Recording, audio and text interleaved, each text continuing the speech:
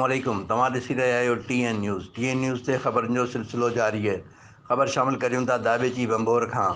बंबोर जे क़दीमी ॻोठाणनि जो बुनियादी सहूलियत न मिलण ख़िलाफ़ दाबेची प्रेस क्लब में दाहूं नोटिस वठण जो मुतालबो। ख़बर मूजिबि सिंध जे तारीख़ी माॻ बंबोर भरिसां क़ाइमु ॻोठनि हाशिम महिंद्रो ॻोठु, अब्दुल वहाब जोखियो, बुख़ारी पाड़े जे रवासियुनि लतीफ़ शाह, इस्माइल कच्ची, असलम महिंद्रो दाबेची प्रेस क्लब में साफ़ियुनि अॻियां दाहींदे चयो त असांजा ॻोठ पाकिस्तान ठहिण खां पहिरीं जा क़ाइमु आहिनि, पर हिन जदीद दौर में असांखे पीअण जे साफ़ पाणी, गटर नालनि, तालीम जी सहूलियत समेत हड़ई बुनियादी सहूलियतुनि खां महरूम रखियो वियो आहे।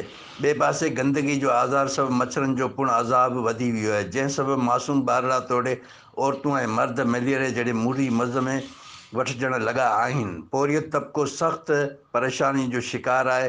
हिननि AC साकरो DC ठठो खां पिणु अपील कंदे चयो त फौरी तौर ते बुनियादी सहूलियतूं ॾेई मच्छर मार फारो कराए करे असांखे अज़ाब वारी ज़िंदगी गारनि खां बचायो वञे। बंबोर आसार क़दीमा बंबोर जे वेझो रहंदड़ ॻोठ आहियूं, जिन खे बुनियादी सहूलियतुनि खां हमेशह महरूम रखियो वियो आहे। पाणी जूं लाइनूं त आहिनि, पर उन्हनि में पाणी मौजूदु न आहे। RO प्लांट जो त असां सोचे बि नथा सघूं त कॾहिं असांखे एतिरी रैम बि कयो वेंदो।